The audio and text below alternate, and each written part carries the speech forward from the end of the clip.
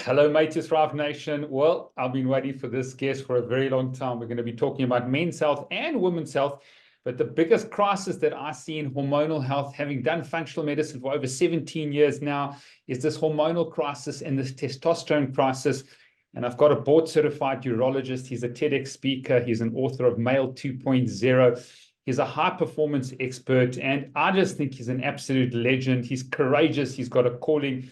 And he stood up as a urologist to do functional medicine. So he's a very rare breed. And I really want to warmly welcome Dr. Tracy Gapin to the show, because I believe the next hour is going to be crucial for your health and performance. Oh, I appreciate it, Steve. Thanks so much. Glad to be with you finally.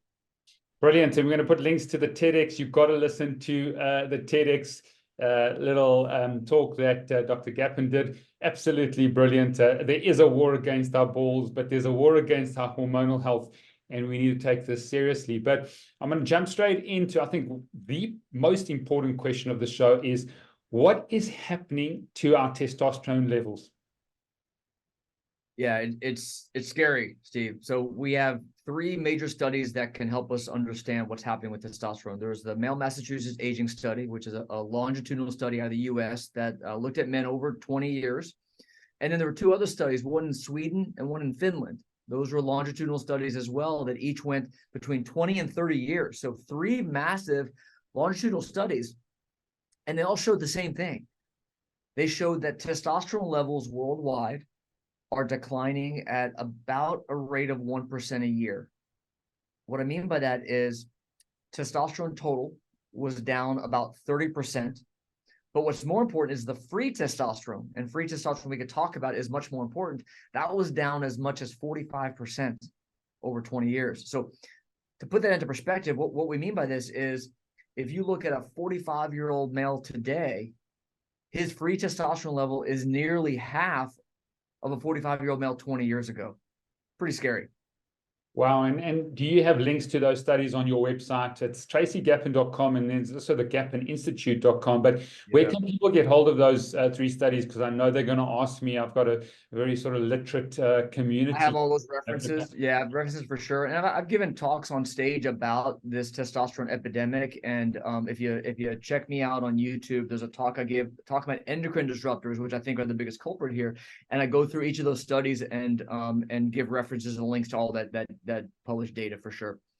What's interesting also, Steve, is there are studies, this great one out of Israel, that showed that fertility is down by almost identical proportion, meaning sperm count and sperm function is down almost 50% over that same time period. And it makes sense that we're experiencing likely damage to our gonads, to our testicles, that we believe is probably the underlying source of the issue here. Brilliant. And I've been doing keynotes on hormonal health now for about 7 years, and it just seems that the medical community is not really concerned about this. When I speak to colleagues, when I speak to corporates, we do a lot of corporate wellness programs in the big banks here and big corporates here in South Africa and Africa, is there's no real concern. These people are unaware, generally, the person out there. Why is there just no understanding, no urgency with regards to testosterone? Yeah, great question. There is just this complacency that we are fine, we're normal, everything is okay. And I'll look at a couple of reasons why. Number one, people tend to think about testosterone as simply related to sex and muscle. You know, it's all about sex drive, sexual performance, and how do I build more muscle in the gym. But I would contend that it's much more than that. You know, we know that testosterone is critically important when it comes to cognitive function, mental acuity, focus, concentration, memory, mood. You know, a lot of depression we see in men is at least partially related to issues with hormones, specifically testosterone. Testosterone is critically important for metabolic health. It's been shown to help improve metabolism, energy production, burning fat, building muscle, bone health. And here's the kicker, Steve. Over a dozen studies have shown that men with low testosterone have about a 30% increased risk of a major adverse cardiac event, cardiovascular disease, cardiovascular death, 30%. And so massive problem. And I believe the reason people aren't looking at this is in part because of misunderstanding of how important it is, but also because of the way labs are reported. So this is a key distinction here. When you look at a lab slip, LabCorp or Quest here in the US, whatever labs you're using internationally there in South Africa and other countries, they all do the same thing. Each lab will look at all the lab tests that they've run. So let's say this lab has done 1 billion testosterone levels. They simply look at what's the average of all the lab tests done, what's the average or the median specifically, and then 2 standard deviations above and below that median gives you a bell curve like everything else in life, it seems. And that's your reference interval, your reference range, okay? So when you look at a lab slip, the right side of the screen is not where your levels should be or what's optimal or what's ideal. It's what's simply the average. Now, for most labs, you look at sodium levels, potassium, other electrolytes, liver enzymes. Those don't change from generation to the next. There's no variation. But in things like testosterone, we're seeing a massive decline. And so that reference range, which is now, depending on the lab, it may say like 240 up to 900 for total testosterone, something ridiculously wide. That range is plummeting every year. And so now you may get a lab result that's on the bottom end of that range, and you're being told it's normal, nothing to worry about. And that's honestly, in my opinion, Steve, one of the biggest reasons why there's not more attention to this, because people are being told your testosterone is normal. Yeah, there's a lot there, and I want to really just take it very slow because I think it's crucially important. So just to summarize, number one, people think it's just about sex and muscle. So they got no realization how important it is with cognitive performance and mental health, which I want to go into because we had Dr. Del Bredesen on the show, which is really, really powerful for the community. Cardiovascular health, you've just now shown like 30% decrease in all-cause risk mortality from cardiovascular disease if your testosterone's optimal or good. So that's really very important. And then we'll talk about the metabolic diseases, which is very, very important. Never mind cancer, but those are the 4 horsemen that we speak about, a lot of Peter Thiel's work now when we go into corporates. But so those are the 2 big reasons the labs aren't being interpreted correctly. Having done functional medicine for so long, these normal ranges are changing. And so like vitamin D, you can be 31 mgs per ml. You consider that's normal, but we used to always keep patients between 60 and 80. So these reference ranges have changed, which is now doctors or new doctors are unaware of it and how important it is. And so very good at treating disease, but not maybe looking at optimal health. So let's talk about cognitive performance. Let's put testosterone through an avatar of someone who's a corporate executive, kids running really hard at work, high pressure, and you talk about high performance. Let's just take the story that people can grab hold of. Came to you and was really struggling maybe with brain fog, because we know cognitive performance is so important for these corporates. And what did you do? What did you assess? And how did the story go where they went from poor cognitive performance to incredible performance, energy, zest, vitality when it came to their career? Yeah, great question. And give you a couple of different stories, examples of how this comes into play. I think it's important to recognize that low testosterone, and I'm going to break the mold here for a second, is not the problem. Low testosterone is not the problem. It's actually the symptom of the problem. It's the symptom of the problem. What I mean by that is when we look at things like cognitive health, cognitive function, brain fog, mental acuity, and so on, hormones are a big part of that, but there's also metabolic health, which means blood sugar regulation, how well your body processes nutrients, micronutrient levels, other key elements of micronutrients that are important. Things like inflammation, your gut, believe it or not, your gut directly controls neurotransmitter production, which are the chemicals in your brain that send the signals. And so we can look at all these systems in our body that all come into play, like a symphony, if you will, that ultimately affect cognitive function. I had one of my clients, he's a race car driver. I've shared the story before, but it's relevant to your question. He came to me because his mental acuity was off. He found that on the racetrack, we're making critical decisions as an executive in the boardroom, critical decisions as a CEO of a company. He's making critical decisions every time he takes a turn on the racetrack. And he found that he was off. Mentally, something was wrong. Well, for him, we found that it wasn't testosterone. It was actually his gut, and he had food sensitivities that had developed from gut dysbiosis and dysfunction and stuff, to where this is remarkable. He had specific sensitivities to bananas and coffee. Of all things, guess what Marco had for breakfast every morning? Bananas and coffee. And when we made that one little tweak, he told me everything changed. And so for him, it was specifically related to his gut and food sensitivities. I had another client, he was a retired dentist who came to me with brain fog and low energy, and he couldn't think clearly, and he had been on testosterone, wasn't working. We ended up finding through advanced testing that he had black mold in his gut that had come from a water leak many years ago in his house that he didn't recognize had led to massive levels of mold in his house. Have clients where it's all blood sugar regulation or nutrient levels, or sleep. Poor quality sleep leads to stress hormone cortisol. I know you talked about this. Cortisol crushes hormones and it crushes cognitive function. So coming full circle, I know I'm giving you a long answer. I'm sorry. Testosterone is a big part of it, but I think it's naive to think that that's the solution to this problem of cognitive decline and brain fog that we're seeing. It's a symptom of a much bigger, deeper problem. I got you, but I think maybe a little bit of pushback here is often the canary in the coal mine, is because now if you go to corporates and you go to the person out there and say, oh, we got to look at your gut, you got to look at food sensitivities, we got to do this, we got to do that. And having done functional medicine for so long, organic acid tests and GI map tests, they all have their role, and often they find the root disease, the root cause of disease, which is important. But sometimes if we've just got a marker, like, we want to educate these clients, and I spend a lot of time coaching and group coaching and keynotes and in boardrooms to say, well, these are the 10 tests. Now we can dive deeper and deeper and deeper. But if your free testosterone, okay, is not good, there's a sign that there's some serious problems with your lifestyle. Could be your emotion health, could be your purpose, could be your stress levels, could be your sleep. But people need, I think, and this very data-centric model that we run, and I know how important your precision diagnostics are, and precision data and precision discovery. I've been through it and I think it's powerful.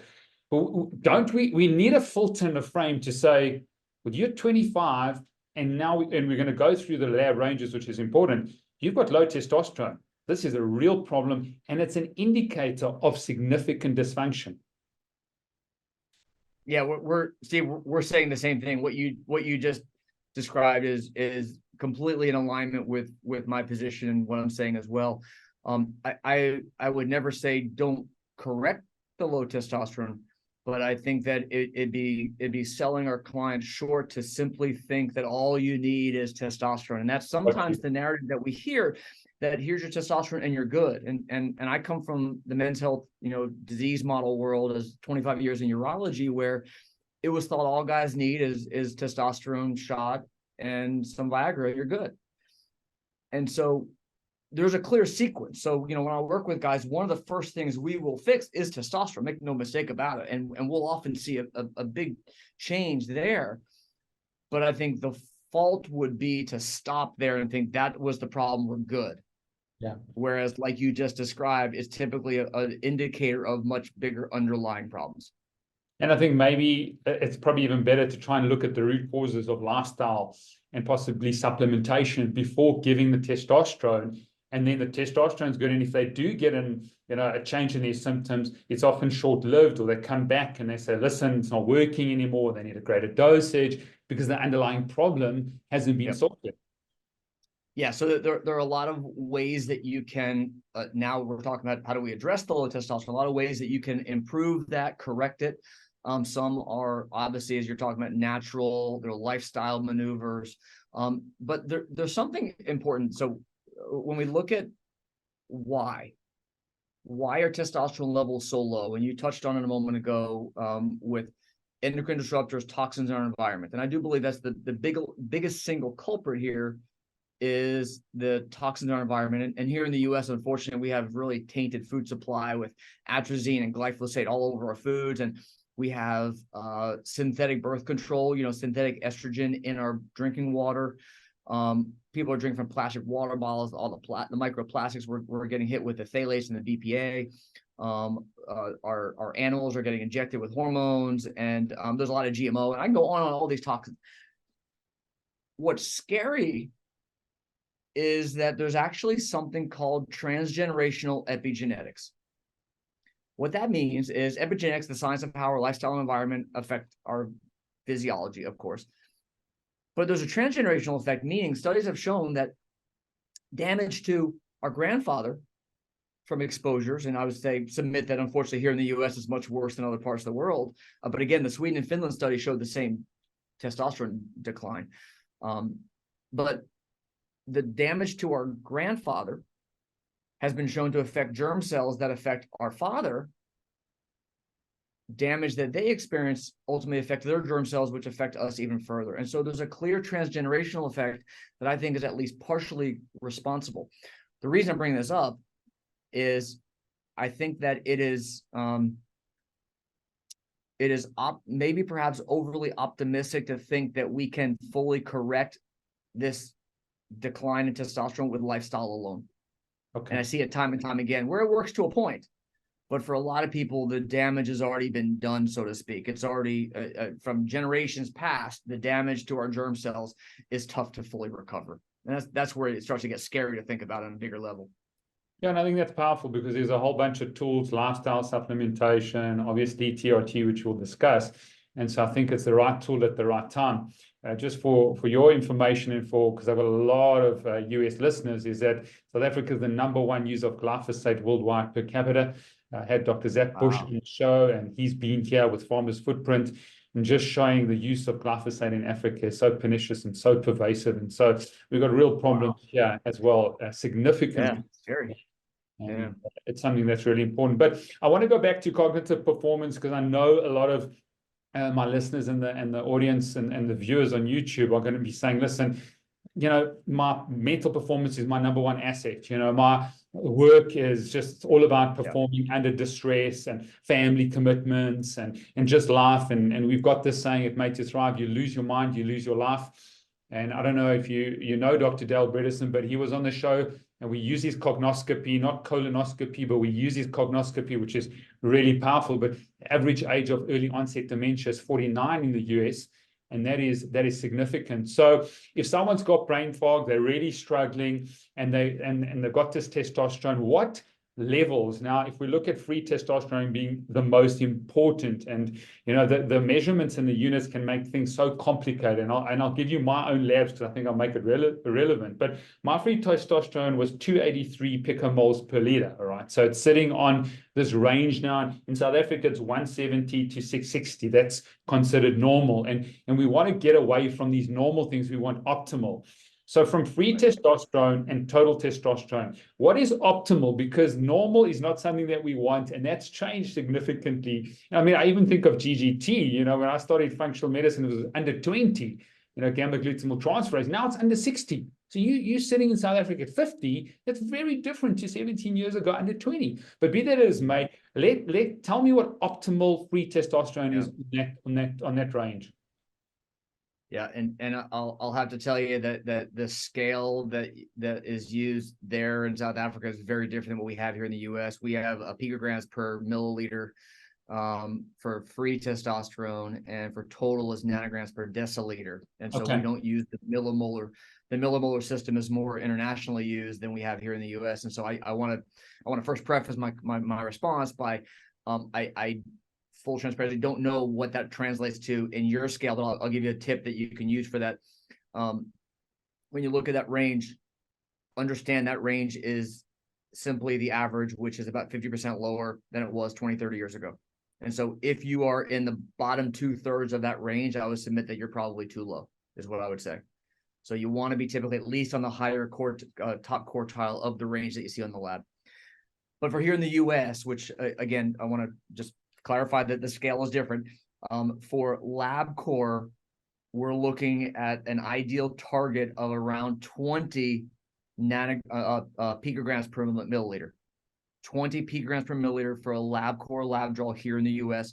If it's a Quest LabCorp, or if it's a Quest lab draw, that's 200 picograms per milliliter. And I know that makes no sense. How could it be the same exact unit, but different labs? And it has to do with the way the assays are drawn, where the scale is very different. But again, target number for LabCorp is 20 target number for Quest is 200. And I'm sorry, your millimole lab, I can't tell you, but based on the 600 being the top range there, I would guess that probably in the 500 to 600 range is what you would want to be as optimal. Yeah. But and then total testosterone being, looks like nanomoles per liter, 17.6, which is mine. The range was 6.9 to 23. Do you have any sort of indication there what that would be? Yeah. So I'm going to take the listener briefly. I know you know this, but for the listener's sake, to understand free versus total, because this is really important. Testosterone levels, forget the scale, doesn't matter. Testosterone levels are simply measuring the amount of testosterone in your bloodstream. Okay, it's measuring the concentration of testosterone in the bloodstream, free floating in the blood. What's important to know is that 99% of our testosterone is actually bound to proteins in the bloodstream. And the most common one is SHBG, or sex hormone binding globulin. There are other proteins, alpha-1 antitrypsin, doesn't matter for the listener. Albumin, to a lesser extent, is another protein that will bind to testosterone, but albumin will actually release testosterone, whereas SHBG, when it binds to testosterone, it's stuck to it, it's glued to it, it's attached forever. Why do we care? For testosterone to actually have any physiologic effect, to do its job, it has to get into a cell. So think of a muscle cell, has to specifically get into the muscle cell, diffuse through the cell wall membrane, and then it has to attach to an androgen receptor, which will then send that signal into the nucleus of the cell, the brains of the cell, where things happen. DNA transcription occurs, and ultimately new signals are created, and ultimately you get the anabolic effect of testosterone. For all that to happen, the testosterone has to get into the cell. It doesn't do anything just floating in the bloodstream. So now go back to where we started here. Total testosterone, I would submit, is completely irrelevant. What we really care about is the free testosterone, which is the available, bioavailable active form of testosterone that can get into the cell. And so depending on your level of SHBG specifically, it can drastically affect how much of your testosterone is available for use. So that's why I don't really care about total testosterone, because it doesn't matter. I can give you some ranges in general, but there's so much variability there that I would urge the listener to insist that your doctor check a free testosterone, not a total, because the total is not going to help you. Okay, good. And what about females now, Tracy? Because at the end of the day, this is also a real problem. I think per volume, females have got more testosterone than estrogen. If you look at the conversions, and their testosterones are decreasing significantly, causing other issues. So I know you on your website do see females and that what's happening to their testosterone levels. And I mean, looking at ranges again, that's another issue. Sure. Yeah. So I love that you bring this up, because what people don't recognize is that women need testosterone just as much as men, and that women need testosterone for the cognitive benefits, for the anabolic energy benefits, for the recovery, for the women need lean muscle mass, women need to burn fat. It's the same thing. And for sex drive, obviously it applies as well. So as women age, especially as women go through menopause, there will be a dramatic decline in testosterone production. And so it's very important that women check it as well. The same concept applies, total versus free. We care about the free. And for women, typically that number is going to be, and again, I'm going to use LabCorp Quest numbers. Forgive me, I don't know the millimole conversion there, but it typically for LabCorp be 4 to 6, again, picograms per milliliter, or 6 to 8 if it's Quest. But if you just aim for a 6, a target of 6 for women, picograms per milliliter, that's an ideal range for women for free testosterone. And that applies, I want to clarify, it applies premenopausal, menopausal, postmenopausal. That's really where you want to be.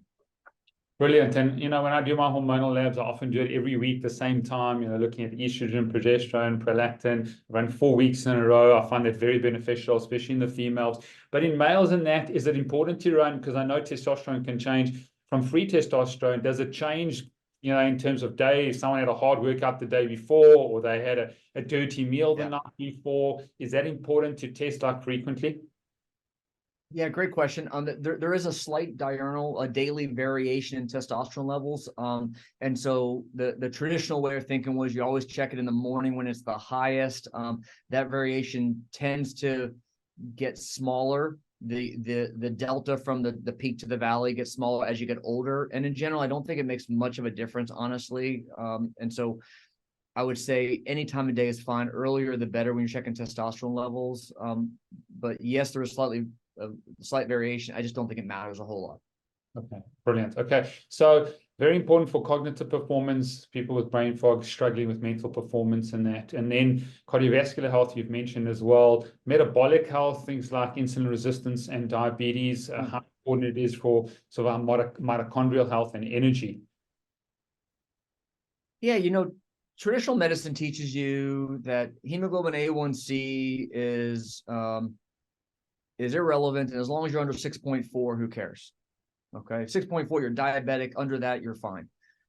Well, we know how important metabolic health, and when we say that phrase, let me clarify for the listener: blood sugar regulation. Your body's ability to regulate and process blood sugar is so important, and your glucose levels matter short-term and long-term when it comes to energy, metabolism, even potentially, risk of cardiovascular disease and risk of cancers are directly tied to blood sugar regulation. And the better we can regulate that, the better off you're going to be long-term. And so I look at key markers of blood sugar regulation, specifically fasting insulin level. And if I had to pick one number that I care most about, it's probably fasting insulin. And we want that typically under 10. My target for that 10 to 12, preferably under 10 for a fasting insulin level. And again, I'm sorry that international, that may not apply to you. Same range. The very same. Okay, I try and keep my patients between 3 and 5, which is a challenge, but it's the same range. Yeah, the lower the better for sure. Yeah, fasting glucose is interesting as well. I see so many guys where fasting glucose, we want to be really preferably under 90, at least under 95, preferably under 90. And I have a lot of guys who will get a fasting blood sugar of 105. And the question is, well, wait, I didn't eat. How's that possible? Well, that brings us back to cortisol, our stress hormone, and how so many of the high performers that we see, the high performers who are so driven that they're like a race car in the red that never shuts off, never takes a break. They're not sleeping well, and their system is overstressed. And I don't use the word stress too much because most guys, I'm not stressed, Steve. I'm fine. No, don't, that's not me. That's the other guy. I can handle it just fine. Excuse my language. Bullshit. We all have stress in our system. We just don't want to acknowledge it. But that will often show up as blood sugar dysregulation. We'll see high fasting glucose levels, which is an indicator of cortisol as a problem there. So fasting insulin, fasting glucose, hemoglobin A1C, I really aim for under 5.1. Again, traditional medicine 6.4. Ideally, optimistically, you want to be under 5.1, 5.4 at least, but preferably under 5.1. But is it the insulin resistance, is causing the testosterone to plummet, or is if someone's doing something else, say they got toxicity, it's affecting their testosterone, which is then having an impact on the metabolic syndrome? There you go. Great question. And this is where everything is connected. So you bring up the great point that when we see issues with blood sugar regulation, why is it the testosterone causing the blood sugar? Is the blood sugar causing testosterone, or is it something else causing both of those? And this is where everything is connected. And this goes back to the initial comment we had that testosterone is important, but there's so much more we have to look at as well. And that's where you start to dive deeper and peel the onion layers back and start to unfold what is the real cause of the issues. Yeah. The last metric that I'll suggest is important for blood sugar regulation when talking about labs specifically is your triglyceride to HDL ratio. And the lower the better on that. Under 1 would be perfect, but definitely under 2 for sure is what your target is for that. Brilliant. And we keep the optimal level being under 1 and 2 is under 2 is okay. But I think we really got to look at optimal level in this crazy world.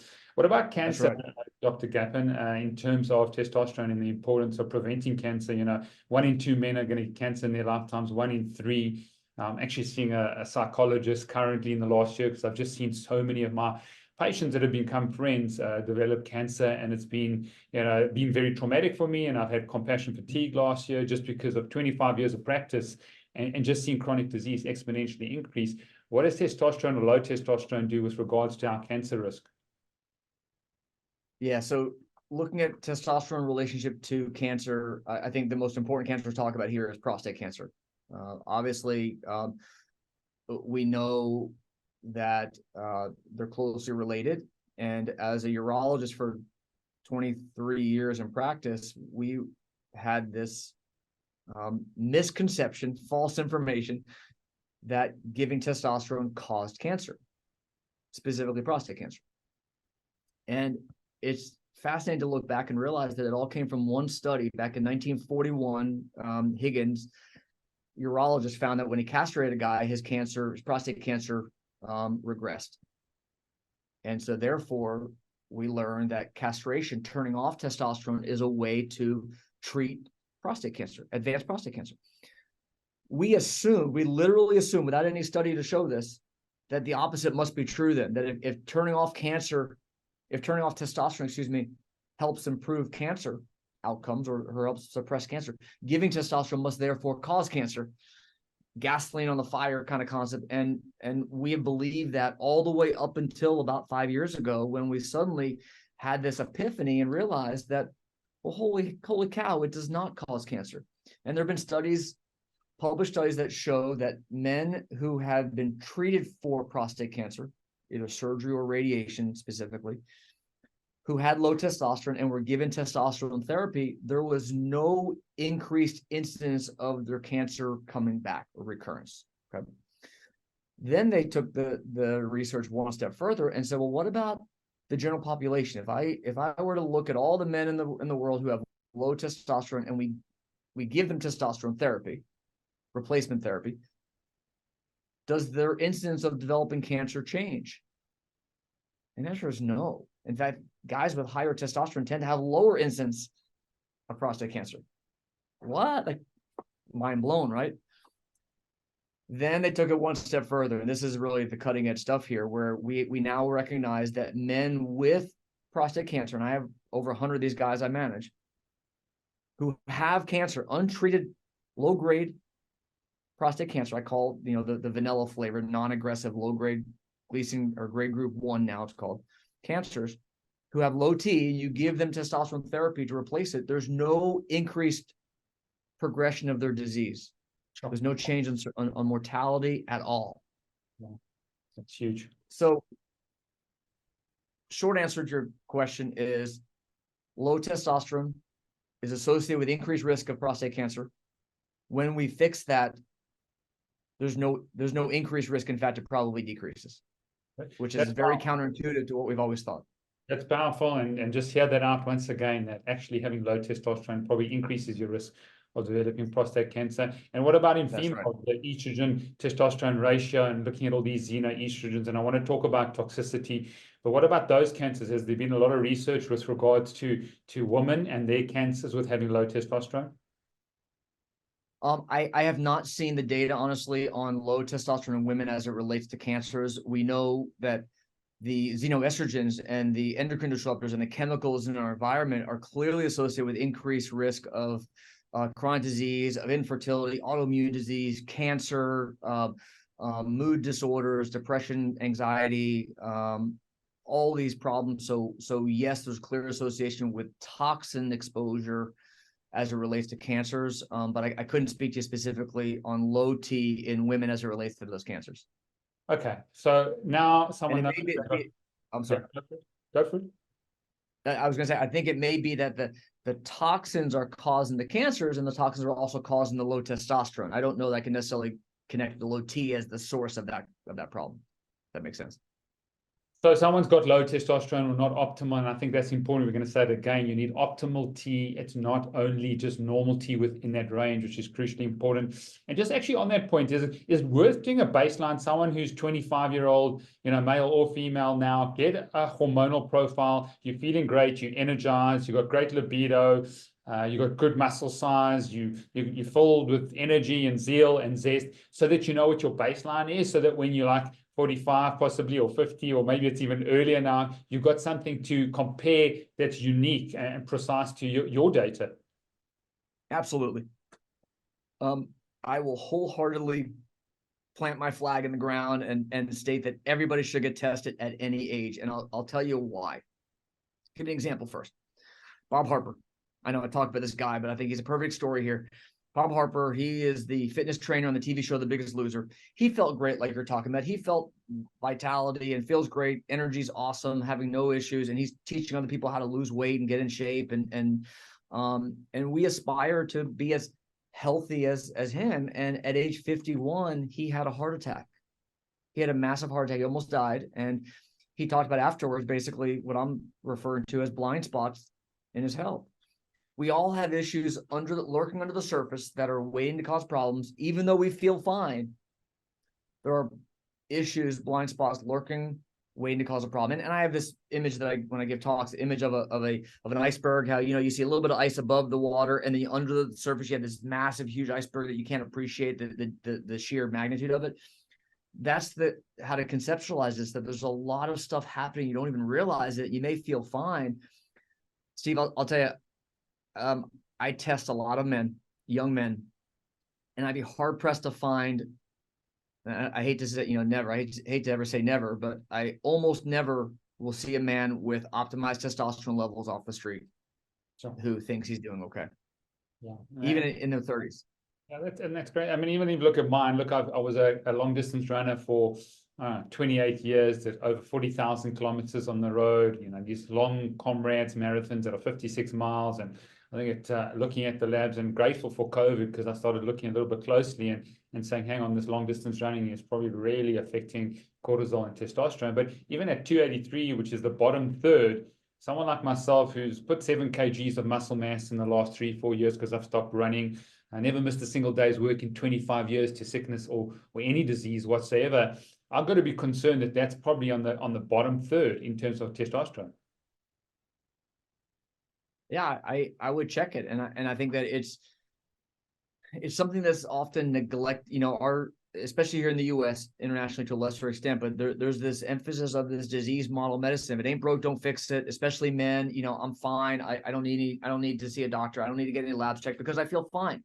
If I have a problem, then I'll go get checked out. And that's where we miss things. And so I would urge every listener, go out there wherever you are, get your labs checked. Check these key hormones that matter. Check these key markers of blood sugar regulation, of inflammation, cardiovascular health, because they matter. And the sooner you check them, the better you can be prepared.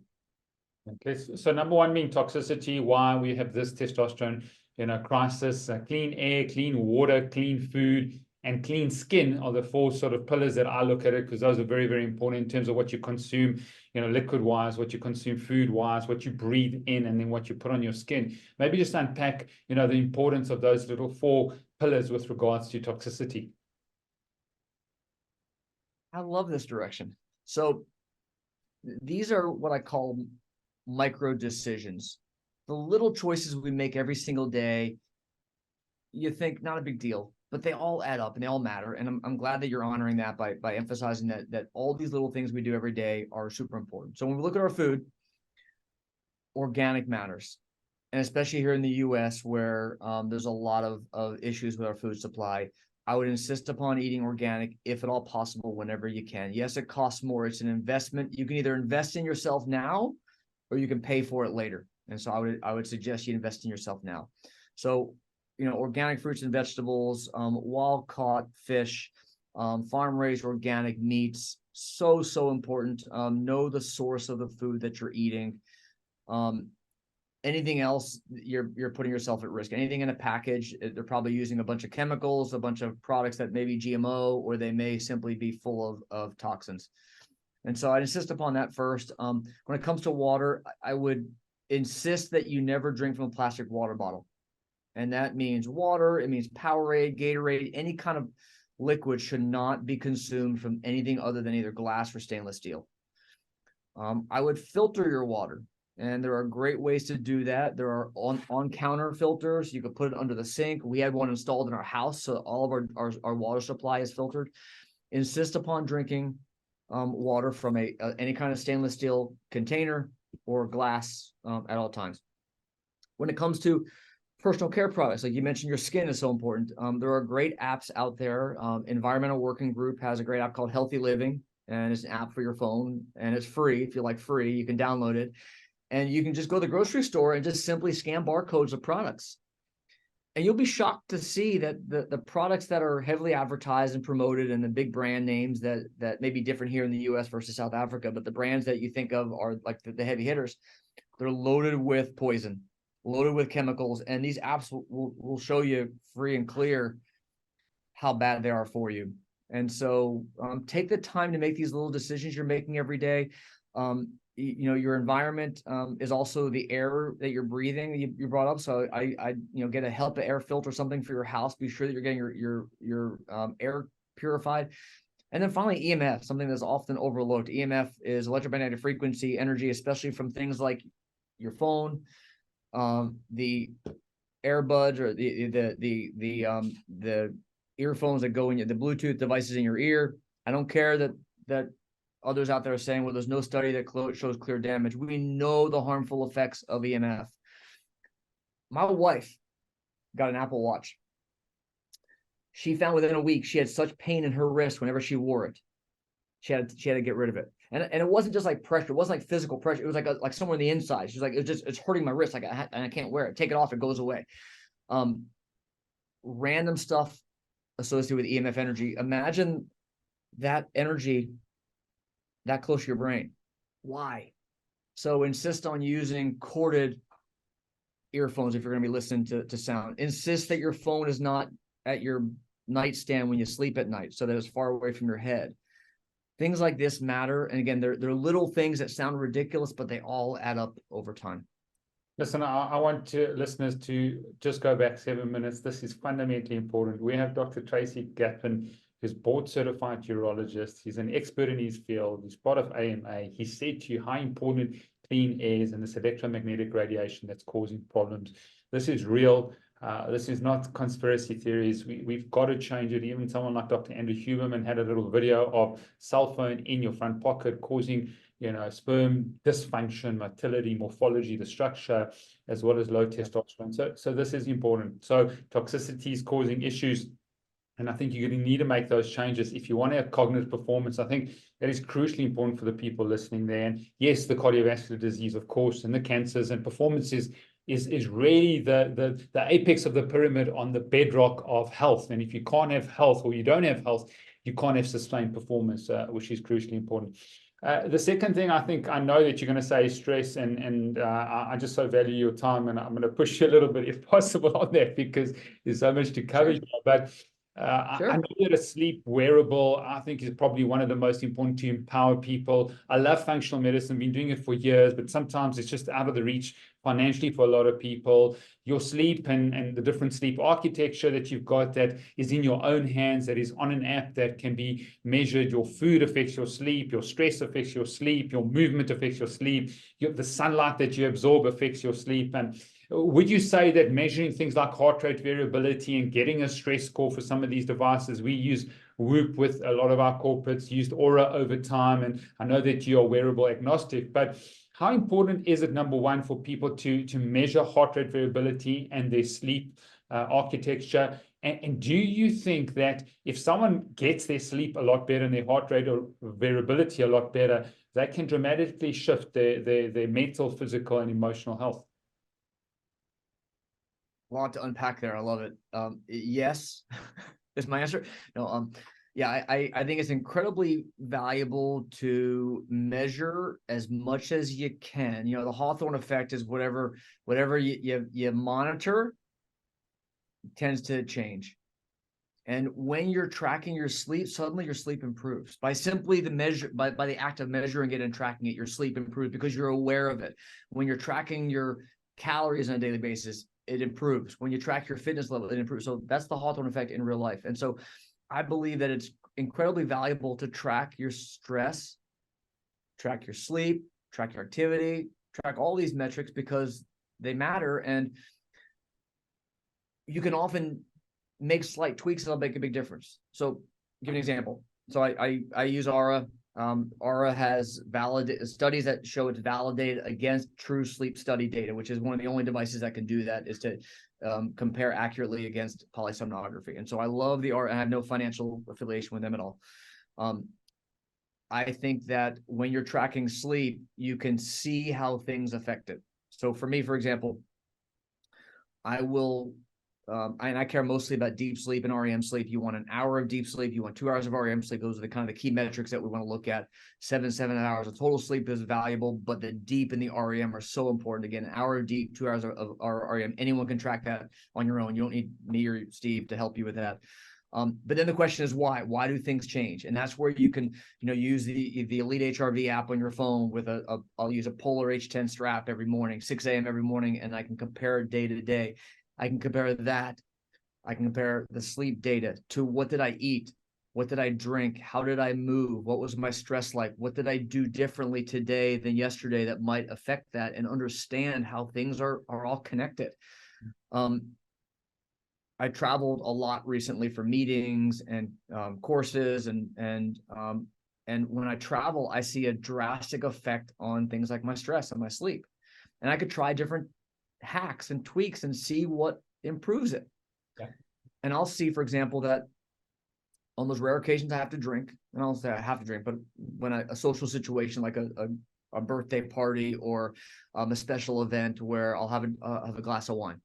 One glass of wine crushes my HRV, crushes my deep sleep dramatically, where I can see it clear as day. And so, not that I'm ever going to drink again. Not that I'm telling anyone here you can't have a drink, but when you see that, it's going to certainly affect your decision making of should I have 2 or 3 or some people 5, whatever it may be. And interestingly, what I found, Steve, is that now I can have 1 vodka soda, and the effect on my physiology is much less than a glass of wine. So little decisions like that, where I'm not saying you're not to drink, but I can see how that might affect it. I can see how when I travel and I bring my own pillow, I can see the dramatic difference in my sleep data. So for me, it's that foam pillow that this is what I'm talking about. When you track it, when you measure it, this is N of 1 medicine. This is the future of health, I believe, is N of 1 medicine, where we are continually understanding our own bodies, how we're unique and different, and what's right for me. And I hate the term biohacking. I just don't like that word, but it's understanding what's right for you. Yeah. And that's what it's all about. Isn't it really valuable that you can do it on a daily basis? I mean, labs are important. I'm not saying they're not important. You know what I am saying? But if someone's got that wearable, looking at data, measuring their heart rate variability, doing mindfulness, meditation, seeing the changes, having their alcohol at a different time or a different alcohol, you're empowering the person to make those changes without significant cost. Right. Exactly. The really cutting edge cool stuff is doing the same with blood sugar. And we talked earlier about how important blood sugar regulation is. Well, you can use a device called CGM, or continuous glucose monitoring. It's a simple quarter-sized device that you put on your arm here, and it's sensing the blood sugar level by indirectly measuring the interstitial fluid, the sugar levels of the space around the blood vessels, which correlate. And you can see real time, 24/7, how your blood sugar is being affected by the foods that you eat, what you drink, your activity, your sleep, etc. And it's mind blowing to understand how dramatically you can improve that by understanding what's happening. And for me, things like white rice crushes my blood sugar. But if I eat fibrous vegetables and then a protein and then the rice, it has a negligible effect. Things like that. Amazing food order. That's fascinating and really, really important. So you've said toxicity. The second thing is stress. Cortisol crushes testosterone. Anything else you want to add to that before we start looking at supplementation and TRT? Yeah. So stress is underappreciated. People say I don't have stress, and I like to frame that a little differently and say it's more about balance in your life. And I use the analogy to a race car in the red of, when do you turn it off? What do you do for fun? And I have clients who I'll ask that question, what do you do for fun? And they say, I like to work. I like to make money. I'm like, okay, but what's leisure to you? Work. I have a client who fly his private jet to Bora Bora with his wife, and his wife is tanning on the beach while he's on the phone working for 18 hours a day in Bora Bora. I'm like, what's the point of living if that's what it's all about? And so when I say stress, I more emphasize you have to be able to turn that engine off and let it cool down for a little while.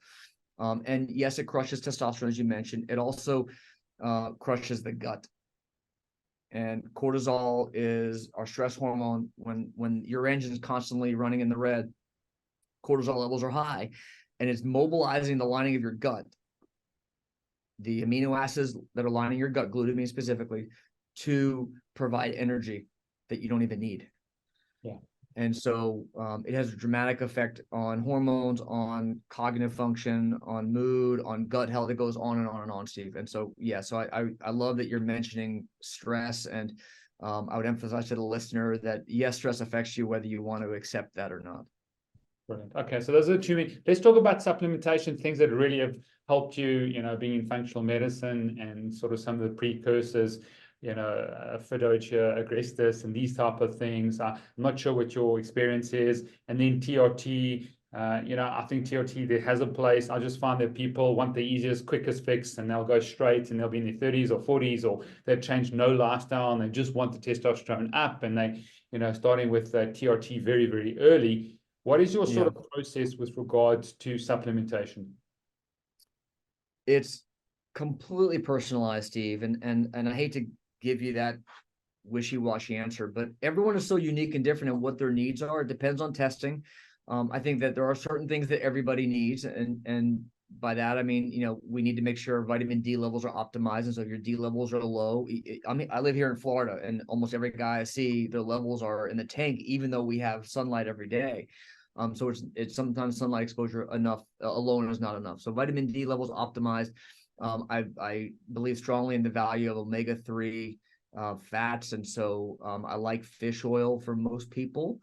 I like anything that can help improve mitochondrial function. So for some people, that may mean CoQ. For others, it may be other supplements that help mitochondrial function.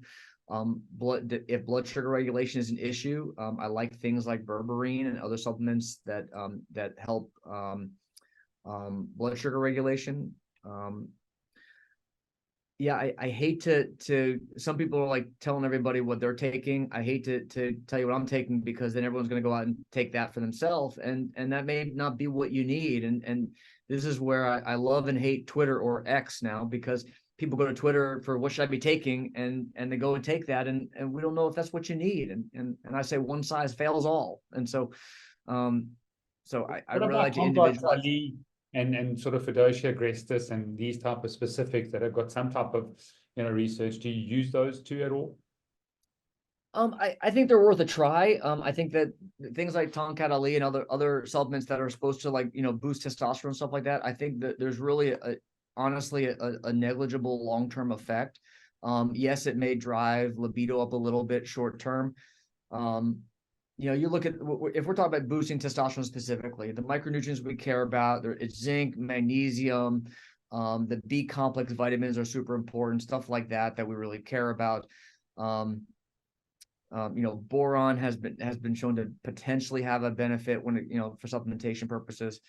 We can look at things like sunlight. Sunlight, especially to the scrotum, has been shown in a number of small studies to potentially have a benefit on boosting testosterone. So you can do sunbathing, especially in the morning, for 10-15 minutes nude, can have a benefit. Red light to the scrotum may have some benefit for testosterone. Reducing cortisol levels, stress, that sort of thing can help with it. We know resistance training is impactful for testosterone, especially the big muscles, the quad, the hamstring, the core, the back, that kind of stuff. Cool. I'll be honest, Steve, I know. Oh, go ahead. No, I'm just saying that's cool. I think you've covered it, and now I just want to sort of the do's and don'ts of TRT and just what you need to ask their doctors now, because this is a bit of a minefield, and I think it's a bit of a wild west out there. But what do you recommend if someone wants to start this and sort of sometimes puts pressure on their medical doctor and sort of has got high doses, low doses, and then doesn't continue it? And what are the processes? Sure. So some caveats are, if you are potentially going to be childbearing, you do not want to take testosterone. If you ever want to father a child, do not start testosterone. Okay. There are other ways that we can boost testosterone, both naturally and artificially, or with pharmaceuticals, medications. But I would strongly emphasize any young men in their 30s or 40s who are contemplating having children, do not go on testosterone. Okay. There are other options for you. If you are a man who is going to be starting testosterone replacement therapy, the key is you want to maintain a very consistent level, and you cannot achieve that by getting infrequent big doses of testosterone. So a lot of docs will prescribe testosterone once every other week, or even once a week, which I will contend is harmful. and that to dose it like that, you're having big peaks and big valleys where you're spending very little time actually in that therapeutic range that you want. And so more frequent lower dosing, in my opinion, is what you want when it comes to testosterone replacement therapy. Brilliant. And then we haven't spoken about peptides and DHEA. I find DHEA is very valuable. I know the conversion you got to watch, but it's something that can really help with the conversion to testosterone. What is your thoughts on DHEA? I love DHEA, and we can measure that with DHEA sulfate blood test. And for men, you want that between 300 and 600. That's again American numbers. I'm sorry, I don't know the conversion for South Africa. But DHEA is super important. It's a steroid hormone. It's a precursor to testosterone, but it has very important benefits in and of itself. It helps with mood, it helps with metabolism, energy, recovery, sleep. But one of the biggest benefits of DHEA that people need to recognize is it counteracts cortisol. And knowing how our high-performing guys that we work with have such an issue with cortisol, I love DHEA to help regulate that cortisol. And so DHEA supplementation to me is something that I do personally myself, and most guys that I work with I find need that as well. Yeah. Peptides, just coming to the end now. Tracy, what do you think about peptide injectables? Peptides are incredible. I love peptides.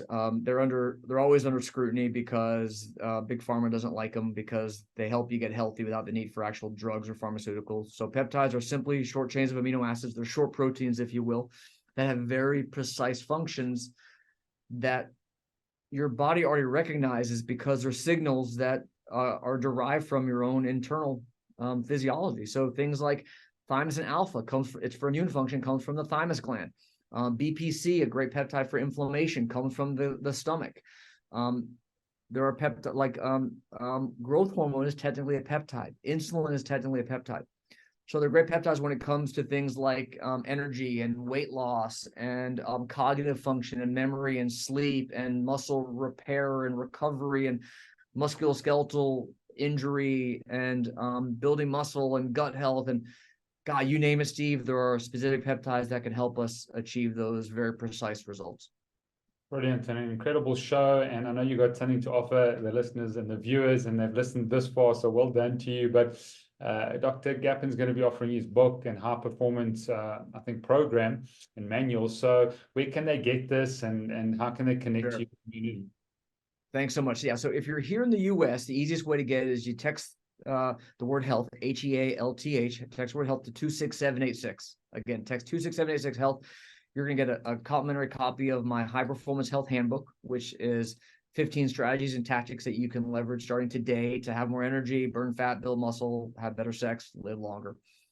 I'll also share a complimentary digital copy of my best-selling book, Male 2.0, for you as well.